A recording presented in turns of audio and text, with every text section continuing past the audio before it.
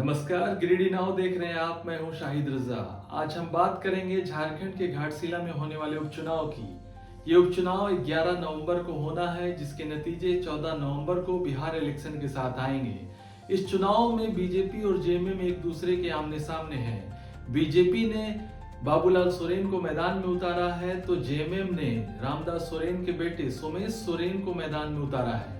इन दोनों के बीच इस बार लड़ाई कांटे की होने वाली है। घाटशिला में इस बार ये पता चलेगा कि क्या वाकई चलेगा तीर या खिलेंगे कमल।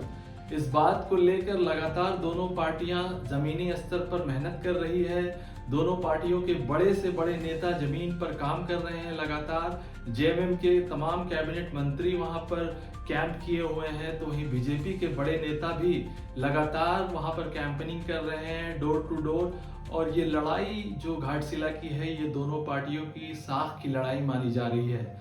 दोनों पार्टियां अपने तौर पे पूरा दमखम लगा रही है। हालांकि ये चुनाव पूरी तरीके से देखा जाए तो कांटे का रहने वाला है, क्योंकि पिछले बार हालांकि बाबूलाल सोरेन जो बीजेपी के प्रत्याशी हैं, इस बार वो रामदास सोरेन से 22,000 कुछ मतों से हार गए थे। लेकिन इस बार बाबूलाल सोरेन ने पूरी तरीके से अपनी कमर कस ली है और तमाम बीजेपी जो खेमा है वो पूरी मेहनत और जतन के साथ इस चुनाव में लगे हुए हैं। बीजेपी की तमाम सहयोगी दल भी जो झारखंड में है, वो भी इस चुनाव को लेकर काफी मेहनत कर रही है। वहीं जेएमएम के तमाम जो अलायंस पार्टी है, कांग्रेस हो, आरजेडी हो, मेहनत कर रहे हैं। हालांकि इस चुनाव को अगर गणित को समझा जाए तो यहाँ पर 45% आदिवासी वोटर है और 45% ओबीसी वोटर है। कि आदिवासी वोट बैंक जो है वो लगातार जेएमएम को पड़ता है और जेएमएम को ही उनका वोट मिलता आया है। और आखिरी विधानसभा चुनाव में भी आपने देखा कि जो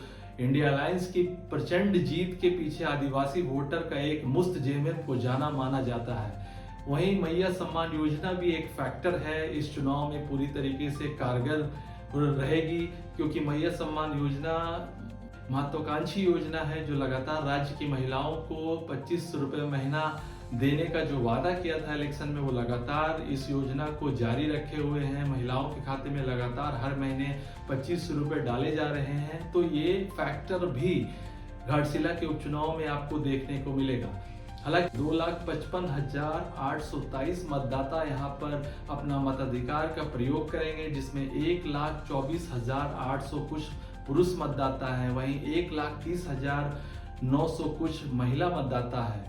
तो ऐसे में माना यह जा रहा है कि ये सीट जेएमएम पूरी तरीके से निकालने के लिए जी तोड़ लगाई हुई है। लेकिन बीजेपी को भी कम आंकना जेएमएम की भूल होगी, क्योंकि बीजेपी इस चुनाव को झारखंड में एक तरीके से चार्जअप और बूस्टअप के तौर पे देख रही है। अगर ये जीत बीजेपी की होती है इस सीट पे, तो बीजेपी एक तरीके से फिर से झारखंड में चार्जअप होगी और एक नई ऊर्जा बीजेपी को मिलने वाली है। ऐसे में आने वाले 14 तारीख को ये पता चल जाएगा कि घाटशिला का किंग कौन है। लेकिन आप हमारे साथ बने रहिए, हमारे चैनल को ज़्यादा से ज़्यादा सब्सक्राइब कीजिए, कमेंट्स कीजिए और शेयर कीजिए। नमस्कार।